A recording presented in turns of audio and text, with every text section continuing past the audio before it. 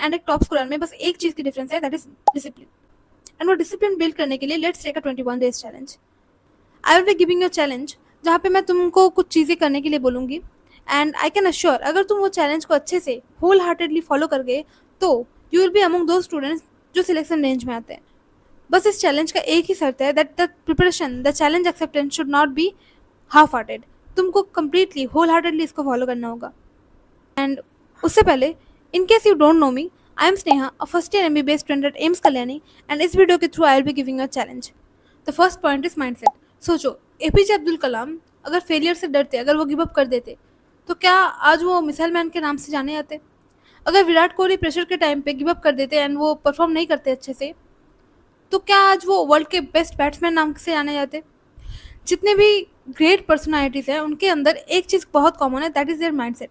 वो लोग कभी भी रफ सिचुएशन में आके गिव अप नहीं करते हैं। तुम भी ऐसे सोचो कि ये जो 20 डेज है ना, ये 20 डेज में your complete track of the preparation can change. So कभी भी अगर मन करे कि वो नेगेटिव हैबिट्स की तरफ मन करे कि चले जाते हैं, तो मन को समझाओ कि बस ये 20 डेज है जो मुझे खुद को संभालना है। It will automatically be your habit.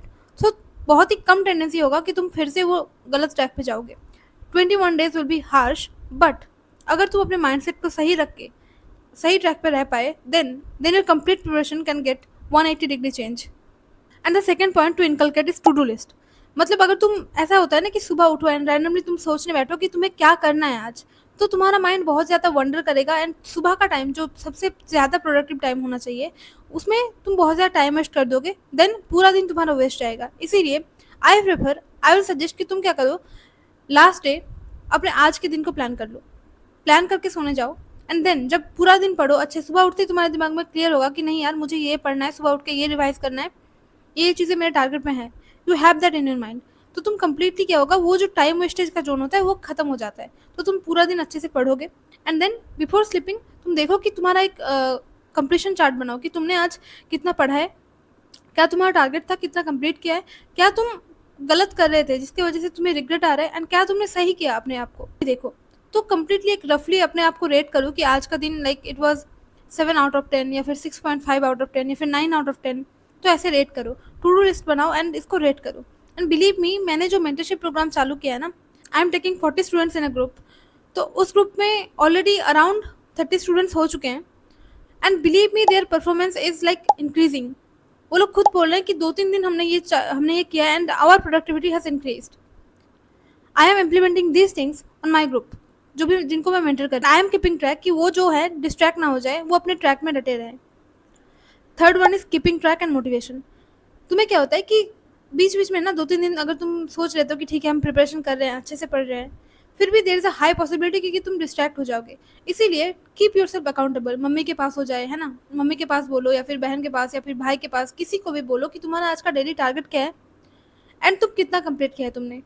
ये जो अगर तुम, if you can stay accountable, if you can stay motivated, अगर तुमने कुछ अच्छा काम किया है, give your self some reward, है ना।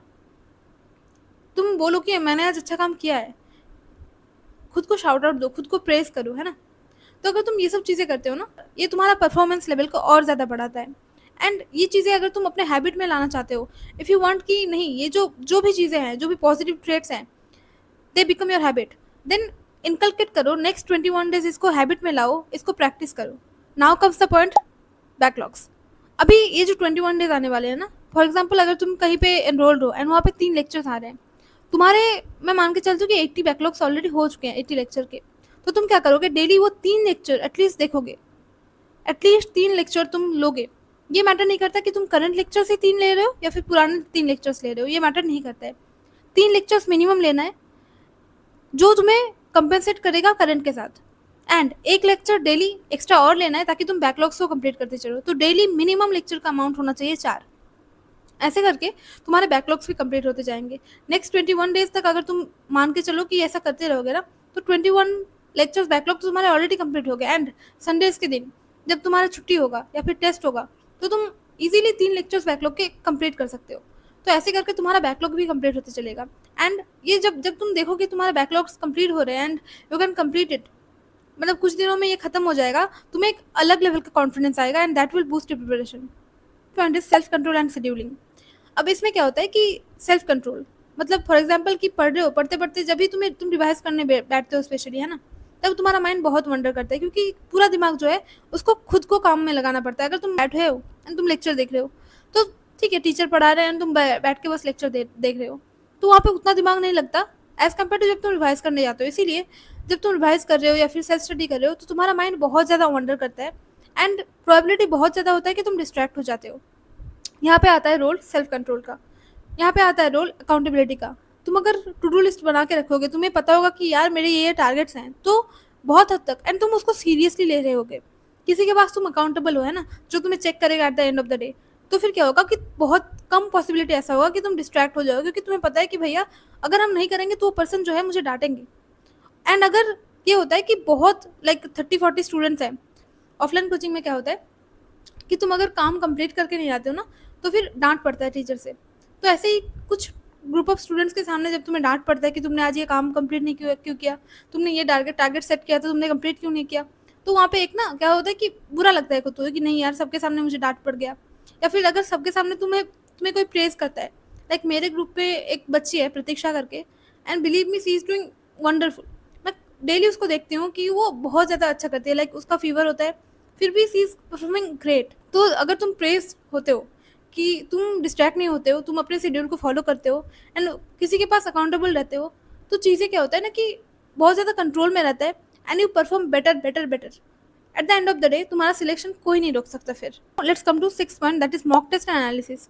अब हम पढ़ तो लेते हैं, लेक्चर देख लेते हैं, चलो माना कि कभी कभी रिवाइज भी कर लिया, बट मॉक टेस्ट से हमें बहुत डर लगता है कि अगर नंबर कम आ गए तो फिर डिमोटिवेटेड फील होगा एंड पढ़ने का मन नहीं करता। क्या होगा अगर नंबर कम आ जाएगा, है ना, तो बहुत बुरा लगेगा एंड पूरा दिन शायद वेस्ट हो जाएगा, ऐसा हमें लगता है। But believe me testing is very important. Like तुम टेस्ट देते हो, तुम्हें पता चलता है कि तुमने इस चैप्टर को कितना अच्छे से पढ़ा है, किस टाइप के क्वेश्चन आ रहे हैं, किस टॉपिक से आ रहे हैं, तो you get all over the idea, है ना, सब कुछ चीज़ों सब सारी चीज़ों के बारे में तुम्हें आइडिया रहता है। तुम्हें ये भी पता चलता है कि तुम्हें कौन कौन से टॉपिक ऐसे हैं जिसके ऊपर तुम्हें काम करना है, कौन कौन सी चीज़ें ऐसे हैं जिसके ऊपर तुम्हें और ज़्यादा टाइम लगाना है, क्वेश्चन प्रैक्टिस कैसे करना है, टेस्ट के दौरान कैसे दिमाग को शांत रख के एकदम फोकस रखना होता है, एक फिक्स टाइमिंग के अंदर कैसे क्वेश्चन प्रैक्टिस करना होता है, सब कुछ का आइडिया तुम्हें टेस्ट एंड उसका जो एनालिसिस है उससे पता चल जाता है। So writing test and analysis बहुत बहुत बहुत इंपॉर्टेंट है। ये जो 21 डेज होने वाले हैं ना, इसमें टेस्ट मिस मत करना प्लीज़, एंड अगर हो सके तो 2 टेस्ट दे देना। 21 डेज में 2 टेस्ट तुम बोलोगे पॉसिबल नहीं है, ऐसे एब्सोल्युटली पॉसिबल है। The last point is question practice. अब तुम बोलोगे कि ये क्या ही है, लाइक ये तो होता ही है, क्लास में तो सर पढ़ा ही देते हैं, क्लास में तो सर क्वेश्चन प्रैक्टिस कराते ही हैं, अगर हम खुद से ना भी करें फिर भी it's a part of our lectures and classes. But I will say कि नहीं, बस क्लास में जो क्वेश्चन प्रैक्टिस करवा रहे हैं सर उसको छोड़ के भी you have to practise, because जब तुम खुद से अप्लाई करते हो ना, खुद एकदम एक्टिवली क्वेश्चन को अप्रोच करते हो, वहाँ पे तुम्हारा क्या होता है कि बहुत लाइक ब्रेन बहुत ज़्यादा काम करता है एंड क्या होता है कि जो भी कंसेप्ट तुम पढ़ रहे हो वो बहुत स्ट्रांग होता है। इसीलिए आई विल स्ट्रांगली रिकमेंड कि क्वेश्चन प्रैक्टिस करो, वो भी एक्टिवली। ऐसा नहीं कि सर लेक्चर अच्छा सर पढ़ा रहे हैं, लेक्चर में बोल रहे हैं क्वेश्चन, उसको देख देख के सॉल्व कर दिया, नहीं ऐसा नहीं करना है।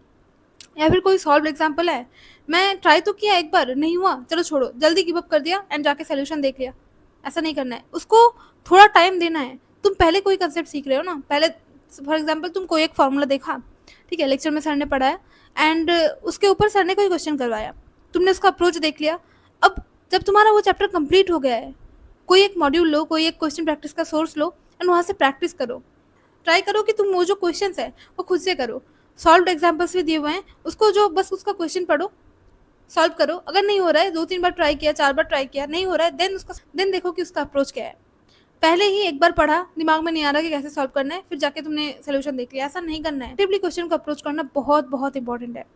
तो keep this things in your mind. And बस एक प्रो टिप जो मैं देना चाहूँगी कि अपना जो स्लीप शेड्यूल है ना उसको कॉम्प्रोमाइज़ मत करना।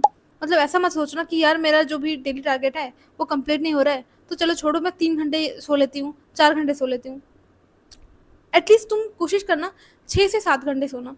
6 घंटे सोगे देन ऑल्सो इट्स फाइन। अगर मैं मान के चलती हूँ कि तुम 7 घंटे सो रहे हो, स्टिल आप 17 आवर्स तुम थोड़ा बहुत इधर उधर करोगे, स्टिल तुम 14 घंटे ईजिली किताब लेके बैठ सकते हो। एंड तुम 14 घंटे बैठोगे, 14.5 घंटे बैठोगे, तुम वहाँ से 12 घंटे 11.5 घंटे तो इफेक्टिव निकाल सकते हो। चलो कोई नहीं, 11 घंटे इफेक्टिव ईजिली निकल जाएगा। एंड इफेक्टिव 11 घंटे का स्टडी बहुत होता है, बिलीव मी। तुम्हें अगर लग रहा होगा ना कि नहीं मतलब मैं शायद कोई प्रैक्टिकल बात नहीं कर रही हूँ, तुम एक दिन टाइमर लगा के अच्छे से देखना, एंड किसी दिन, जिस दिन तुम्हारा 11 घंटे का इफेक्टिव आवर्स का स्टडी होगा ना, तुम्हें दिखेगा कि बहुत सारा पढ़ लिया है तुमने। तो टाइमर लगा के पढ़ने की हैबिट डालो, स्लीप शेड्यूल भी फिक्स करो, एंड प्रॉपर प्रॉपर स्लीप लो, कीप पीस ऑफ योर, ज़्यादा इधर उधर मत भटको, कोई एक सिस्टम को फॉलो करो, किसी के पास अकाउंटेबल रहो, टू डू लिस्ट बनाओ, प्रॉपरली रेगुलेटेड वे में प्रिपेयर करो, एंड आई कैन अश्योर अगर तुम ये सब करते हो next 21 days, you will see a greatly improve version of your self. Keeping all this things in my mind, मैंने एक अफोर्डेबल, बहुत ही ज़्यादा अफोर्डेबल मेंटरशिप प्रोग्राम चालू किया है, एंड दैट ऑल्सो मैं वहाँ पे कोई 100-200 बच्चे नहीं रखने वाली एक ग्रुप में only I will be taking 40 students, and जहाँ पे ऑलरेडी 30 के अराउंड स्टूडेंट्स हो गए हैं। अगर तुम स्ट्रगल कर रहे हो ना कि अकाउंटेबल नहीं रह पाते, टू डू लिस्ट नहीं बना पाते, एंड मॉक टेस्ट का प्रॉपर एनालिसिस नहीं हो पाता है, अगर तुम्हारा प्रिपरेशन बहुत ज़्यादा स्कैटर्ड है बट यू वांट कि तुम उसको ट्रैक में लेके आ सको, तो you can join my mentorship. मैं वहाँ पे हफ्ते में 3 दिन I will be guiding you, coming live Zoom session लेके, and obviously I will be making a group. तुम उस ग्रुप में रहोगे, अपने टारगेट सेट करोगे, अपना टारगेट्स सेंड करोगे, eight the end of the day मैं ट्रैक करूँगी, मैं बताऊँगी कि किसका कहाँ पे इम्प्रूवमेंट का जोन है, कौन कितना इम्प्रूव किया है, कौन कितना एफर्ट दिया है, किसने कितना टारगेट कंप्लीट किया है, and who has done the best performance of the month. So yes, I will be keeping a complete track of you, and ये जो नेक्स्ट 4 महीने होने वाले हैं ना, सितंबर से दिसंबर तक, वहाँ पे any one can join, but ये 4 महीने के परफॉर्मेंस के बेसिस पे आई will be creating a selection वाला बैच, मतलब जनवरी से अप्रैल तक। उस बैच में रहने के लिए तुम्हें ये जो 4 महीने हैं इसमें प्रॉपर एफर्ट देना होगा। I will be tracking it, and जो लोग मुझे लगेंगे कि प्रॉपर एफर्ट दे रहे हैं, I will be shifting them into the selection वाला बैच, एंड बाकी के लोगों को sadly I will not be able to mentor. मतलब मैं ये नहीं चाहती कि तुम्हारा पैसा वेस्ट हो, मैं ये भी नहीं चाहती कि मैं खुद, मतलब मेरा एफर्ट वेस्ट हो, है ना। तो ये जो नेक्स्ट 4 महीने हैं, you have to put in everything, you have to put in proper efforts in my group, then only you will be shifted to that group, जो कि सिलेक्शन वाला ग्रुप होगा। So if you want to stay accountable, if you want कि तुम बहुत ज़्यादा struggle कर रहे हो, and you want a proper mentor, तो you can join my mentorship programme. And इसका 1 मंथ का चार्ज है 299 रुपीज़। बहुत लोग बोल रहे हैं कि दीदी इससे मत बढ़ाइए प्लीज़, क्योंकि अफोर्ड नहीं कर सकते, तो ठीक है, kept all of your suggestions in your mind, and 1 महीने के लिए इट इज़ 299 रुपीज़, एंड 4 महीने का अगर तुम सब्सक्रिप्शन एक साथ लेते हो इट इज़ 1099। एंड ये जो 4 महीने हैं, you have to put in proper efforts.